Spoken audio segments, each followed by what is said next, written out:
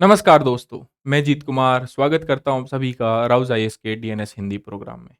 दोस्तों, आज के इस सेशन में हम 12 जनवरी 2024 के द हिंदू इंडियन एक्सप्रेस के उन महत्वपूर्ण आर्टिकल्स पर चर्चा करेंगे जो कि आपके अपकमिंग यूपीएससी सीएससी की परीक्षा के लिहाज से महत्वपूर्ण साबित हो सकते हैं। कौन कौन से आर्टिकल इस सेशन में हमें डिस्कस करने हैं, उससे पहले एक महत्वपूर्ण अनाउंसमेंट है आप लोगों के लिए कि राउज आईएएस हिंदी का अब टेलीग्राम चैनल भी शुरू हो गया है। तो जितने भी बच्चे डेली बेसिस पर कंटिन्यूअसली फॉलो कर रहे हैं राउज आईएएस के डीएनएस हिंदी प्रोग्राम को, वो ज्वाइन करें हमारा राउज आईएएस का हिंदी टेलीग्राम चैनल, जहां पर आपको जितना भी वीडियो से रिलेटेड कंटेंट है, साथ में कुछ प्रैक्टिस क्वेश्चंस डेली बेसिस पर आपको मिलते रहेंगे। ठीक है, तो चलिए देखते हैं कौन कौन से ऐसे आर्टिकल्स हैं जिन्हें हमें डिस्कस करना है। तो आज की वीडियो में हम 3 आर्टिकल्स को डिस्कस करेंगे। पहला आर्टिकल दिवाला और दिवालियापन से संबंधित, जो कि इंडियन एक्सप्रेस के पेज नंबर 17 पर आपको देखने को मिल जाएगा।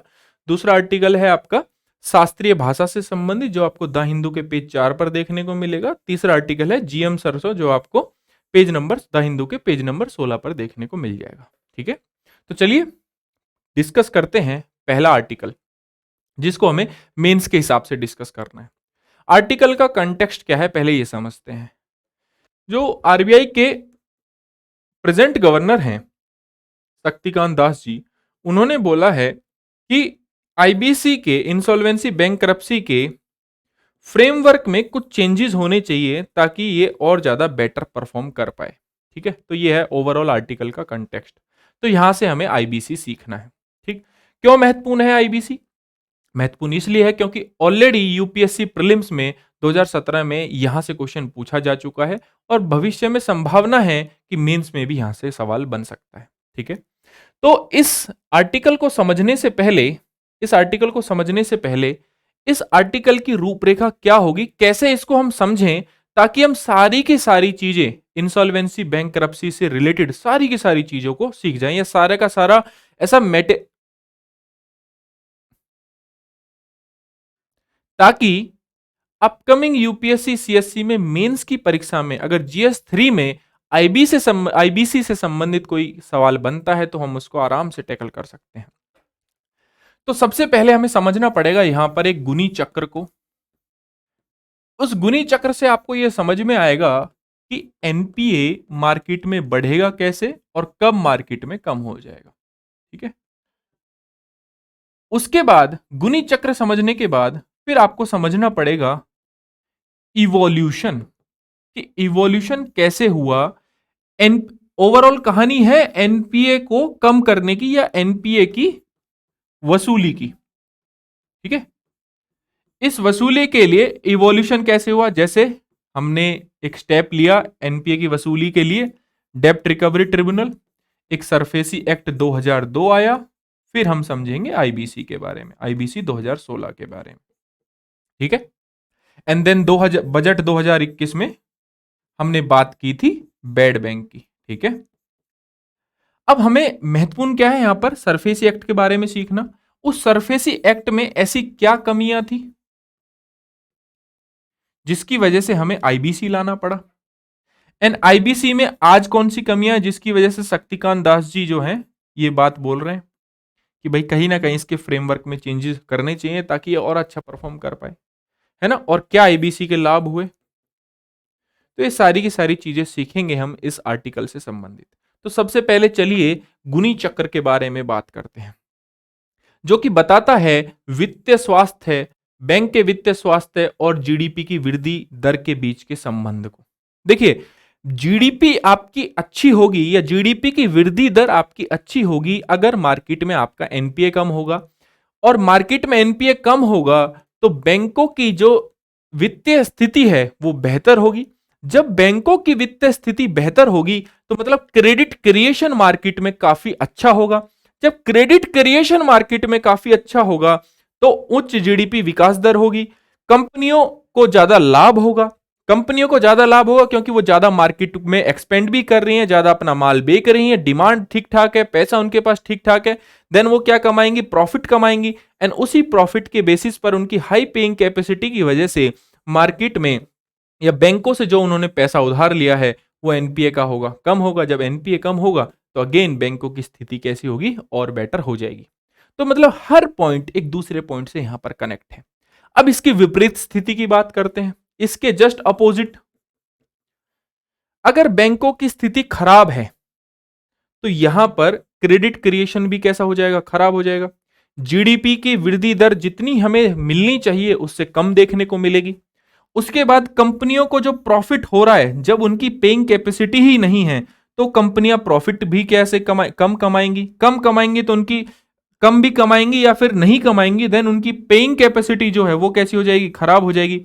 और इससे एनपीए क्या हो जाएगा, ज्यादा हो जाएगा। अब जब एनपीए ज्यादा हो जाएगा तो अगेन बैंकों की जो वित्तीय स्थिरता है वो वित्तीय स्थिरता जो है अस्थिरता में बदल जाएगी। ठीक है, तो इसके लिए एनपीए की वसूली के लिए कुछ मैकेनिज्म्स, कुछ स्टेप्स हमने लिए जो कि आपको पता होने चाहिए। कौन कौन से स्टेप्स हमने लिए, कि हमने सबसे पहले कोई भी बैंक किसी व्यक्ति को या किसी कंपनी को पैसा जब देता था और मान लीजिए वो व्यक्ति डिफॉल्ट कर जाता था या एनपीए में बदल जाता था कि अब वो पैसा नहीं देने की स्थिति में, या कोई कंपनी वो पैसा देने की स्थिति में नहीं है, देन बैंक क्या करता था, एक सिविल सूट फाइल करता था उस व्यक्ति पर, उस कंपनी पर। एंड देन जो कोलेट्रल उसके पास रखा होता था, कोलेट्रल मतलब कि आपने कुछ लोन लिया उसके बदले में कुछ गिरवी रखा हुआ है मेरे पास, ठीक है, उसको वो डायरेक्टली नहीं बेच सकता था। ठीक है, अब ये केस चलते थे 4-4 साल, 5-5 साल, 10-10 साल, टाइम कंज्यूमिंग था और ओवरबर्डन भी हो गया। देन एक फिर दोबारा से हमने क्या करा, एक स्टेप और लिया 1993 में, एंड देन हमने डेप्ट रिकवरी ट्रिब्यूनल लेके आए। अब जब डेप्ट रिकवरी ट्रिब्यूनल आता है, ठीक है, ऋण वसूली न्यायाधिकरण कहते हैं इसको, ठीक है, ऋण वसूली न्यायाधिकरण, तो ये भी क्या हुआ, ओवरबर्डन हो गया और रिकवरी में डिले होने लगा। देन फाइनली 2002 में हम क्या करें, सरफेसी एक्ट लेके आए। इस सरफेसी एक्ट ने बैंक को कुछ राहत दी। राहत कैसे दी, कि भैया बिना डीआरटी की अप्रोच के जो भी आपके पास कोलेटरल रखा हुआ है ना, अगर वो एग्रीकल्चर लैंड से रिलेटेड नहीं है, देन आप उसको सीधा बेच सकते हो और अपने जितना भी पैसा है उसको वसूल कर सकते हो, जिस भी कंपनी या व्यक्ति ने उसको डिफॉल्ट किया है। लेकिन इसमें भी कुछ कमियां थी। कमियां ये थी कि भैया ये केवल और केवल सिक्योर्ड लोन पर था, अनसिक्योर्ड लोन पर नहीं था। सिक्योर्ड लोन वो लोन होते हैं जहां पर कोलेटरल रखा जाता है, कुछ ना कुछ गिरवी रखा जाता है। अनसिक्योर्ड लोन वो लोन होते हैं जहां पर कुछ ना कुछ भी नहीं रखा जाता, कोई चीजें गिरवी नहीं होती है, कोई कोलेटरल नहीं होता। देन हमने इंट्रोड्यूस किया इंसॉल्वेंसी एंड बैंकरप्सी कोड 2016, दिवाला और दिवालियापन संहिता 2016। इसमें क्या करा कि जितने भी पिछले लॉज थे उनको मर्ज किया गया, एंड मर्ज करके एक बेटर मैकेनिज्म बनाया गया ऋण वसूली के लिए, या फिर कहें तो एनपीए के सॉल्यूशन के लिए। ठीक है, 2016 में हमने ये बनाया। अब इसमें भी कुछ ना कुछ इसके कुछ लाभ भी हैं, कुछ इसमें इश्यूज भी हैं, उनको हम डिस्कस करेंगे। ठीक है, उसके बाद 2021 में हमने बैड बैंक की बात की, जहां पर बैंक क्या कर सकते हैं, अपने एनपीए को बेच सकते हैं बैड बैंक को, या फिर इसको हम एसेट रिकंस्ट्रक्शन कंपनी भी कहते हैं, बात करेंगे उसकी। ठीक है, तो चलिए सबसे पहले हम समझते हैं सरफेसी एक्ट के बारे में। देखिए, सरफेसी एक्ट की अगर फुल फॉर्म की बात करें तो वित्तीय संपत्तियों का प्रतिभूतिकरण, पुनर्निर्माण, प्रतिभूति ब्याज परिवर्तन अधिनियम 2002। ये एक्ट काम कैसे करता है, अगर आपको ये समझ में आ गया तो आपको ये पता लग जाएगा कि इसके अंदर कमी क्या है और क्यों हमने इंट्रोड्यूस करा आईबीसी को। ठीक है, थोड़ा ध्यान से समझने का टॉपिक है, क्योंकि एक बार आपको ये समझ में आ गया ना तो आप मेंस में इससे रिलेटेड जो आंसर है वो काफी अच्छे से लिख पाएंगे। तो समझते हैं सरफेसी एक्ट के उस मैकेनिज्म को, कैसे ये काम करता है। ठीक है, देखिए इधर बैंक है, यहां पर आपका असेट रिकंस्ट्रक्शन कंपनी है, हम कह सकते हैं इसको बैड बैंक भी कह सकते हैं। ठीक है, तो बैंक के पास तीन ऑप्शन है सरफेसी एक्ट के अंदर। पहला ऑप्शन ये है कि अगर कोई व्यक्ति या कोई कंपनी डिफॉल्ट हो जाती है, एनपीए घोषित हो जाता है, तो उसको 60 दिन का आप नोटिस दो और उस नोटिस में ये बोलो कि भैया आप हमें या तो पैसा दो या फिर हम आप जो भी कोलेटरल हमारे पास रखा हुआ है हम उसको क्या करें, जो भी प्लेज असेट्स हैं उसको हम क्या करें, बे करें। ठीक है, पहला ऑप्शन तो ये है। दूसरा ऑप्शन क्या है कि असेट रिकंस्ट्रक्शन कंपनी, जिसकी बात बजट 2021 में की गई थी, इसको अपना एनपीए बेच दे कौन? बैंक। ठीक है, बैंक जब अपना एनपीए असेट रिकंस्ट्रक्शन कंपनी को बेचेगा तो कम पर बेचेगा। मान लीजिए 100 रुपए का लोन लिया किसी कंपनी ने, तो असेट रिकंस्ट्रक्शन कंपनी को बैंक इसको बेच देगा 60 रुपए में। क्यों? क्योंकि something is better than nothing. तो 60 रुपए तो एटलीस्ट इनके पास आए, पहले तो कुछ भी नहीं आ रहा था। देन असेट रिकंस्ट्रक्शन कंपनी यहां पर प्रॉफिट कैसे कमाएगा? वो क्या करेगा, या तो एनपीए को रिकवर करेगा या रिस्ट्रक्चर कर देगा, ठीक है, या फिर असेट को क्या करेगा, बेच देगा, जो भी कोलेटरल उसके पास है। अब बैंक जो ट्रांसफर करेगा असेट रिकंस्ट्रक्शन कंपनी को, वो यहां पर असेट भी वापस देगा। तो असेट रिकंस्ट्रक्शन कंपनी क्या करेगी, कुछ कैश दे देगी, मान लीजिए 10 रुपए कैश दे दिए, बाकी जो सिक्योरिटी है, कोलेटरल है, वो तो उसके साथ जाएगा ही जाएगा। ठीक है, अब होगा क्या कि एनपीए को कवर करने के लिए रिस्ट्रक्चर होगा, यानी कि प्रिंसिपल को ये कम कर सकते हैं, टाइम को बढ़ा सकते हैं, इंटरेस्ट को कम कर सकते हैं। तो ये 3-4 स्टेप ले लिए जाएंगे और बोलेंगे कि आप ऐसा करिए, धीरे धीरे चीजों को चुका दीजिएगा या धीरे धीरे पैसे को चुका दीजिएगा, एनपीए की कैटेगरी में आप नहीं आएंगे फिर, है ना। एंड देन क्या होगा, या फिर जो भी असेट आपकी है, जो भी कोलेटरल है, उसको बेच के जो भी पैसा वसूला जाएगा वो सारा का सारा आपका जाएगा एआरसी के पास, एंड देन वो चला जाएगा बैंक के पास। ठीक है, अब यहां पर ये प्रॉफिट कैसे कमाएगा? मान लीजिए ये व्यक्ति मान गया, ये कंपनी मान गई, ठीक है, प्रिंसिपल कम कर दीजिए हमारा, और इन्होंने 100 की जगह 60 में इन्होंने बेचा था और 80 रुपए यहां से वसूल लिए, तो कहीं ना कहीं इस कंपनी को 20 रुपए का फायदा हो गया। अभी हर केस में नहीं होगा, ठीक है, कभी इसको लाभ भी होगा, हानि की भी संभावना है। ठीक है, लेकिन काम इस तरीके से होता है। ठीक, अब सिक्योर जो आपका सरफेसी एक्ट है वो केवल और केवल क्या है, सिक्योर लोन पर है। मैं आपको बता चुका हूं, मिनिमम 1 लाख का लोन होना चाहिए जब आपका सरफेसी एक्ट लगेगा किसी पर। मोर देन 20%, मतलब प्रिंसिपल और इंटरेस्ट का मिलाकर 20% से अगर ऊपर आपका पेंडिंग है पैसा, देन आपको सरफेसी एक्ट लगाया जा सकता है।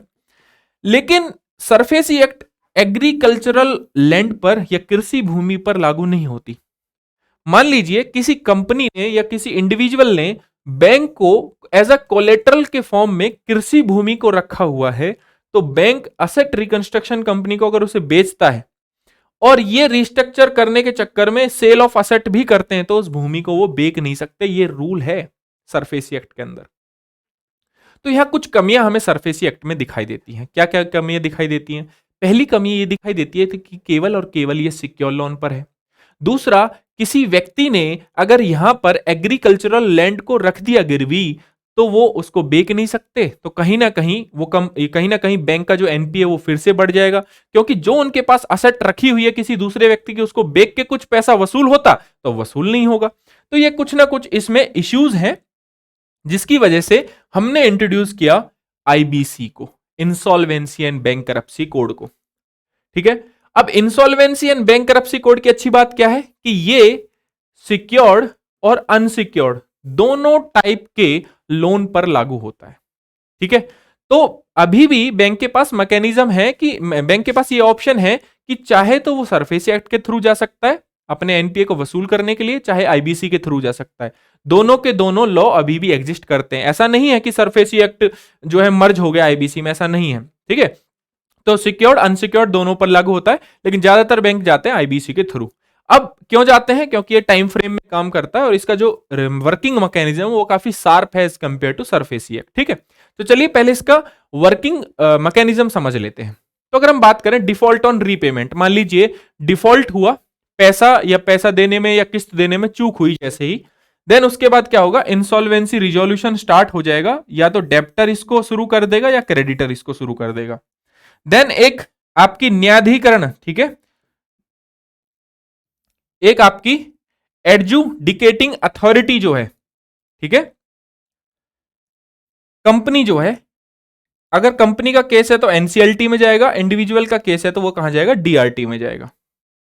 ठीक है, अगर जो आपकी अथॉरिटी है वो अलग अलग होगी अलग अलग चीजों के लिए, जैसे कंपनी के लिए अथॉरिटी होगी एडजुडिकेटिंग अथॉरिटी जो होगी वो होगी एनसीएलटी, एंड इंडिविजुअल के लिए एडजुडिकेटिंग अथॉरिटी होगी आपकी डीआरटी। ठीक है, national company law tribunal and डेप्ट रिकवरी ट्रिब्यूनल। ठीक, कोई भी कंपनी है 1 CR का उसका लोन होना चाहिए, एंड इंडिविजुअल में डीआरटी में वो जा सकता है 1,000 रुपए तक के, मिनिमम 1,000 रुपए के केस के लिए, ठीक है।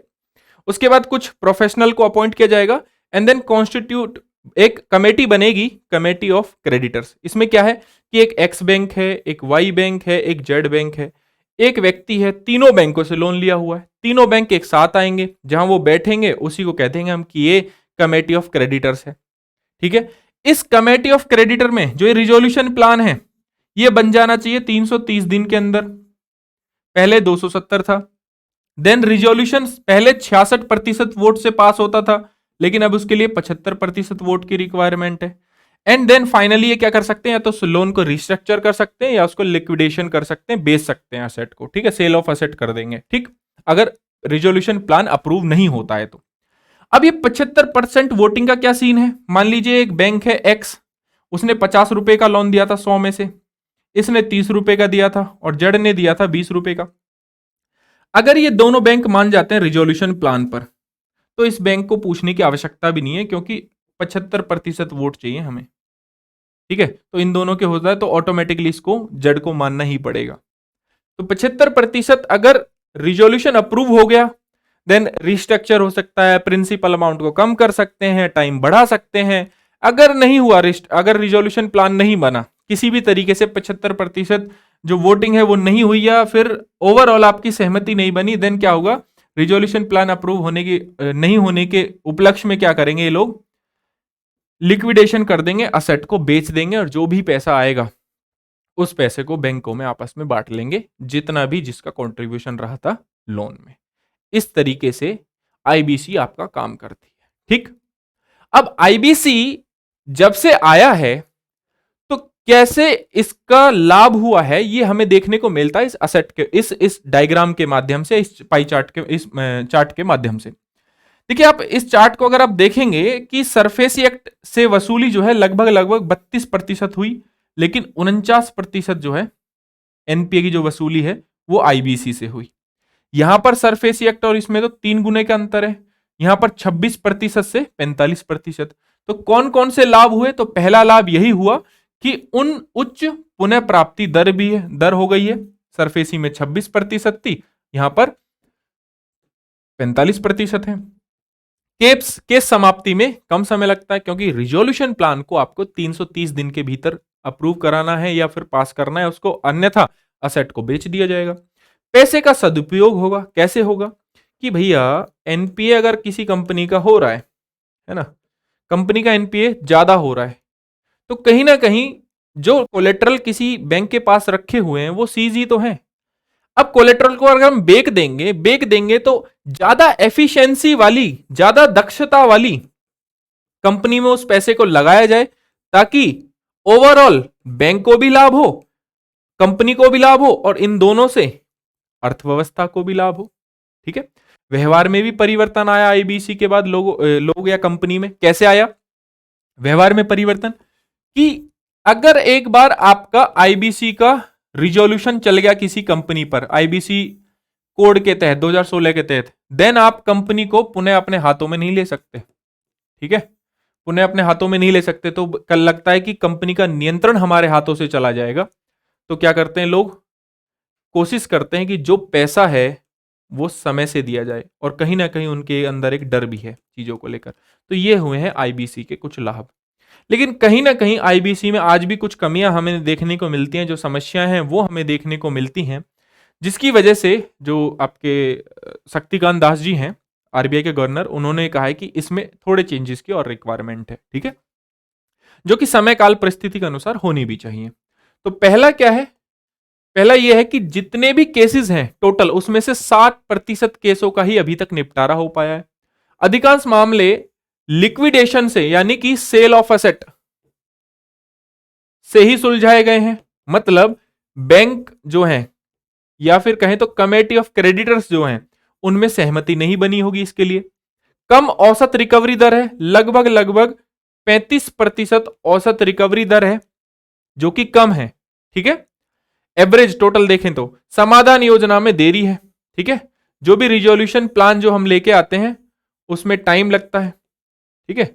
लेकिन कहीं ना कहीं सरफेसी एक्ट से कम टाइम लग रहा है। सरफेसी एक्ट में तो 4 साल 5 साल तक लग जाते थे, इसमें थोड़ा उससे भी कम समय लगता है, लेकिन 1 साल से ज्यादा हो जा रहा है कहीं कहीं केस में। ठीक है, तो ऐसे में हमें क्या करना चाहिए, ऐसे में जो भी इसके अंतर्गत कमियां हैं, है ना, आईबीसी के अंदर जो भी कमियां हैं, उन कमियों को हमें दूर करने के लिए इसमें कुछ अमेंडमेंट करने चाहिए और इसको और ज्यादा मजबूत बनाना चाहिए, ताकि भविष्य में एनपीए की वसूली से संबंधित जो चीजें हैं वो ज्यादा स्पीड अप हो और ज्यादा बेहतर तरीके से बैंक एनपीए को वसूल कर पाए, या फिर रिजोल्यूशन प्लान काफी अच्छे से बने। तो विद इन टाइम मैनर में जब सारी चीजें होंगी तो बैंक को भी फायदा है, शायद उस कंपनी को भी फायदा है, या भविष्य में जो कंपनी अच्छा कर रही है जिनकी हाई एफिशिएंसी है उनके लिए फायदा है। ओवरऑल अगर देखेंगे तो अर्थव्यवस्था को भी उससे फायदा मिलेगा। ठीक है, चलिए अगला आर्टिकल डिस्कस करते हैं।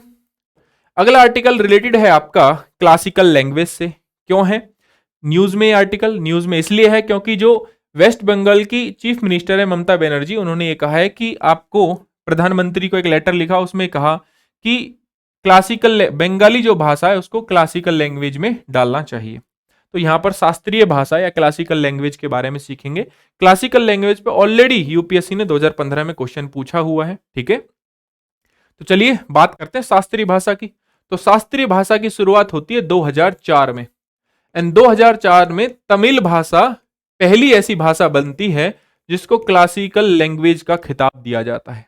ठीक है, इसके कुछ क्राइटेरिया भी हैं जो मिनिस्ट्री ऑफ कल्चर ने डिसाइड किया, उनकी भी हम बात करेंगे नेक्स्ट स्लाइड में। ठीक है, तो 2004 में शास्त्रीय भाषाएं नामक शीर्षक से भाषाओं की एक नई श्रेणी बनाने का निर्णय लिया गया। अब तक टोटल कितनी 6 भाषाओं को शास्त्रीय भाषा का दर्जा दिया जा चुका है। उसके बाद कौन कौन सी ऐसी 6 भाषाएं हैं? तो तमिल 2004 सबसे पहले तमिल को मिला, देन 2005 में संस्कृत, 2006-8 में तेलुगु, सॉरी, कन्नड़ में 2008, कन्नड़ 2008 में, मलयालम 2013, उड़िया को मिला 2014 में। तो लास्ट जो है पहली तमिल भाषा एंड लास्ट उड़िया, ठीक है, 2014 में। अब डिमांड की जा रही है कि भाई बंगाली जो भाषा है उसको भी क्लासिकल लैंग्वेज का दर्जा दिया जाए। ठीक, जब तक नहीं दिया जाता तब तक तो कोई इश्यू नहीं है, लेकिन जिस दिन दिया जाता है देन संभावना है कि प्रीलिम्स में क्वेश्चन फिर से बन जाएगा। तो कुछ संस्कृति मंत्रालय ने 2014 में कुछ ऐसे क्राइटेरियाज डिसाइड किए थे जिसके आधार पर किसी भी लैंग्वेज को शास्त्रीय भाषा का दर्जा दिया जाता है। पहला कि उसके प्रारंभिक ग्रंथों का इतिहास कम से कम 1500 से 2000 वर्ष पुराना होना चाहिए। भाषा को प्राचीन साहित्य ग्रंथों का एक हिस्सा होना चाहिए। ये जो भाषा है किसी अन्य समुदाय से साहित्य परंपरा में इसकी मौलिकता हो और किसी अन्य समुदाय से इसको उधार ना लिया गया हो। तो ये कुछ क्राइटेरियाज हैं जिसके बिहाफ पर किसी भी लैंग्वेज को शास्त्रीय भाषा का दर्जा दिया जा सकता है, जो कि 2014 में मिनिस्ट्री ऑफ कल्चर ने बनाए थे। ठीक, इसके बाद अगर हम बात करें तो किसी भाषा को अगर शास्त्रीय भाषा का दर्जा मिल गया तो उसको लाभ क्या है? तो देखिए 2 इंटरनेशनल अवार्ड्स मिलते हैं। ठीक है, प्रतिष्ठित विद्वानों के लिए 2 प्रमुख वार्षिक अंतर्राष्ट्रीय पुरस्कारों का वितरण किया जाता है। अध्ययन के लिए उत्कृष्ट केंद्र खोले जाते हैं। अध्ययन केंद्र के लिए भारत सरकार से आपको पैसा दिया जाता है, धन के रूप में सहायता मिलती है, और विद्वानों के लिए विशिष्ट पेशेवर नियुक्तियों का भी प्रावधान किया जाता है। तो ये कुछ फायदे हैं जो कि अगर प्रीलिम्स में पूछे गए तो आप आसानी से टिक कर देंगे, आई होप। ठीक है, चलिए इसके बेसिस पर एक अभ्यास प्रश्न मैं आपको दे देता हूं। अगेन कमेंट बॉक्स में इसका उत्तर देना आपको। भारत में शास्त्रीय भाषाओं से संबंधित निम्नलिखित कथनों पर विचार करें। संस्कृत भाषा शास्त्रीय भाषा की दर्जा प्राप्त करने वाली प्रथम भाषा थी, लेकिन मैंने तो आपको तमिल बताया है 2004 में। ठीक है, इसके बाद संस्कृत है। इन भाषाओं में प्रतिष्ठित विद्वानों हेतु 2 प्रमुख वार्षिक अंतर्राष्ट्रीय पुरस्कारों का वितरण किया जाता है, बिल्कुल सही है। किसी भाषा के प्रारंभिक ग्रंथों का इतिहास 1500 से 2000 वर्ष से अधिक प्राचीन होना उसको शास्त्रीय भाषा घोषित करने हेतु एक आवश्यक शर्तों में से एक है, ये भी मैंने आपको बताया। तो पूछा है कि कौन सा कथन असत्य है, तो अब आपको कमेंट बॉक्स में आंसर देना है। मैं देख रहा हूं आप सभी को कि आप डीएनएस तो डेली बेसिस पर देख रहे हो, लेकिन अभ्यास प्रश्न का उत्तर नहीं देते हो, जबकि मैं आपको इतना इजी करके दे देता हूं उत्तर को कि जो व्यक्ति ने इस टॉपिक को जस्ट देखा भी है ना, वो भी इसका आंसर दे देगा। तो आई होप आज सारे के सारे व्यक्ति कमेंट बॉक्स में इसका उत्तर तो जरूर ही देंगे। ठीक, चलिए नेक्स्ट आर्टिकल को डिस्कस करते हैं। नेक्स्ट आर्टिकल आपका जीएम मस्टार्ड से संबंधित है, जहां सुप्रीम कोर्ट ने यह बोला है कि जीएम मस्टार्ड को बेसिकली रिलीज करने से पहले जो उनकी technical expert committee supreme court ने बनाई थी, उनकी रिकमेंडेशन को आप संज्ञान में ले लीजिएगा। ठीक है, तो यहां से हमें सीखना है जीएम मस्टर्ड के बारे में। क्यों? क्योंकि 2021 में ऐसा ही एक क्वेश्चन आपका पूछा हुआ था। ठीक, अब जीएम मस्टर्ड के बारे में सीखने से पहले हमें उन बेसिक चीजों की बात करनी है जो कि अगर आपने समझ लिया तो आपको जरूरत नहीं है फिर आगे की चीजों के। हालांकि सारी की सारी चीजें मैंने यहां पर लिखी हुई हैं आपके लिए। देखिए, हमारी जो फसल है जीएम मस्टर्ड की, सॉरी, हमारी जो फसल है सरसों की, या जो हमारे पास ब्रीड है उसको कहते हैं वरुणा। और यूरोप के पास जो है उसका नाम है हीरा। ठीक है, यूरोप के पास जो सरसों की ब्रीड है उसका नाम है हीरा, एंड हमारे पास जो ब्रीड है सरसों की उसको कहते हैं वरुणा। अब पॉलिनेशन के लिए आपको पता तो होगा ही कि किसी भी फूल में एक मेल होता है, एक फीमेल होती है, एक मेल होता है, एक फीमेल होती है, एक मेल होता है। ठीक है, वरुणा फसल में या वरुणा जो आपका मस्टर्ड की किस्म है उसमें जो फीमेल है उसकी लंबाई थोड़ी ज्यादा है, तो हवा की वजह से कहीं ना कहीं ये जो फीमेल है वो कहीं ना कहीं जैसे गिर जाता है, तो इससे क्या होती है कि प्रोडक्टिविटी कम होती है। तो हमने क्या किया कि हमने कुछ जीन या कुछ बैक्टीरियाज की मदद से वरुणा और हीरा, यहां पर मेल को हटा दीजिए, वरुणा की फीमेल है ना, और हीरा का मेल, इनके बीच क्रॉस ब्रीड करके एक किस्म बनाई सरसों की जिसको कहते हैं DBH11। क्या कहा जाता है जिसको? DBH11। अब आपको याद रखना है कि ये DBH11 क्या है, क्योंकि पूछ लेगा आपसे कि DBH11 sometime seen in the news related to which of the following. ठीक है, DBH11 बनाया, और इसमें भी हमने क्या करा, एक बैक्टीरिया को इंट्रोड्यूस किया जिसका नाम है बार, जो कि इसको बचाएगा हर्बिसाइड से, जो भी कीटनाशक वगैरह हैं, हर्बिसाइड जो भी हैं आपके, उनसे इसको बचाएगा। ठीक है, तो एक जीन तो ये हो गया। एक हमने इंट्रोड्यूस किया, कौन कौन से जीन इंट्रोड्यूस किए? बार स्टार हमने यूज किया। ठीक है, बार स्टार यूज किया, बार सेन हमने यूज किया। ठीक, तो जो भी मैंने आपको समझाया वो यहां पर लिखा हुआ है सामान्य भाषा में, कि सामान्य परिस्थितियों में सरसों के पौधे विभिन्न किस्मों से नहीं जुड़ते हैं क्योंकि वो सेल्फ पॉलिनेट करते हैं, स्वयं परागन करते हैं। ठीक, वैज्ञानिकों ने DMH11 विकसित करने के लिए लोकप्रिय भारतीय सरसों की किस्म वरुणा, जिस पर हमने क्या करा, बोर्नेज, ठीक है, जिस पर हमने क्या करा, बोर्नेज बैक्टीरिया, बार्नेज है ना, बार्नेज बैक्टीरिया का यूज करा, और इससे जो यहां का मेल है ना इसको स्टेरिलाइट करा दिया, मतलब इसको बांझ बना दिया यहां पर। ठीक है, और यहां पर हमने बार स्टार बैक्टीरिया का यूज किया। ठीक है, तो बार स्टार और बारसेन, ये तीनों बैक्टीरियाज का नाम याद रखना है ताकि आपको पता लग जाए कि ये मस्टर्ड, जीएम मस्टर्ड से रिलेटेड है, कि पता लगे कि भविष्य में प्रीलिम्स में इससे क्वेश्चन बने और आपको ये चीजें याद ना रहे। ठीक है, बारसेन, बार स्टार एंड बार क्या करेगा, बचाएगा हर्बिसाइड से इस फसल को। ठीक है, को पूर्वी यूरोपीय अर्ली हीरा 2 म्यूटेंट बार स्टार के साथ पार किया। पहला जीन बोर्नेज एक प्रोटीन के लिए कोड करता है जो पराग उत्पादन को बाधित करता है, और जिस पौधे में इसे शामिल किया जाता है उसे नर को वह क्या करता है, वो बांझ बना देता है। इससे ओवरऑल होगा क्या, इससे ओवरऑल आपकी प्रोडक्टिविटी, जो फसल की प्रोडक्टिविटी है वो बेहतर हो जाएगी। ऐसा माना जा रहा है कि ICR के द्वारा कि 28% फसल की जो प्रोडक्टिविटी है वो बढ़ जाएगी। उसके बाद दूसरा है बार स्टार जीन होता है जो बार्नेज जीन की प्रक्रिया को अवरुद्ध करता है। ठीक है, जो कि बार्नेज जीन की प्रक्रिया को अवरुद्ध करता है। तीसरा है बार क्या करेगा, फॉस्फी नोथ्रीसीन नामक एक शाकनाशी हर्बिसाइड है, उससे आपको बचाएगा। तो आपको बस ये याद रखना है, भविष्य में आपको याद रहे, बार तो आपको याद रह ही जाएगा, ठीक है। बार स्टार, बारनेस, ये तीनों जो बैक्टीरियाज हैं ये आपको याद रखने हैं। एक रखना याद DMH11, कि ये DMH11 है क्या भाई, एटलीस्ट आपको ये पता होना चाहिए। तो ये क्या है आपका GM मस्टर्ड की एक किस्म है, ठीक है।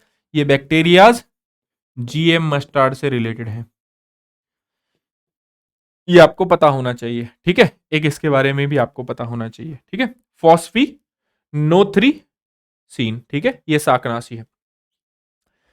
सो चलिए एक अभ्यास प्रश्न मैं आपको दिए देता हूं DMH11 से रिलेटेड, जिसका उत्तर अगेन कमेंट बॉक्स में आपको देना है कि यह एक फसल की ट्रांसजेनिक शक्कर किस्म है, ठीक है, जिसे आमतौर पर गोल्डन राइस के नाम से जाना जाता है। तो ऐसी तो मैंने कोई बात नहीं की आपसे। इसकी ट्रांजेशन शक्कर किस्म के शाकनाशियों के प्रति सहनशील होने की उम्मीद है, तो ये तो मैंने आपको बताया। बार्नीज बस्तर मिट्टी के जीवाणु हैं, सॉइल के बैक्टीरिया है, जिनका उपयोग अनुवांशिक शोधन के लिए किया जाता है। तो ये वाला ऑप्शन भी आपका सही हो जाएगा। तो इसमें से कौन से कितने कथन सही है ये आपको बताना है, ठीक है। आई होप कमेंट बॉक्स में आप सभी का रिप्लाई मिलेगा। तो आई होप ये आर्टिकल जो है आपको समझ में आया होगा, जिसमें क्या करना है कि एक साइड आपका वरुणा किस्म है, दूसरे टाइप यूरोप की जो मस्टर्ड है हीरा किस्म, हीरा नाम है उसका, उस किस्म का। वरुणा किस्म में जो मेल है उसकी थोड़ी हाइट ज्यादा है, तो उसको हमने स्टेरलाइट करा दिया।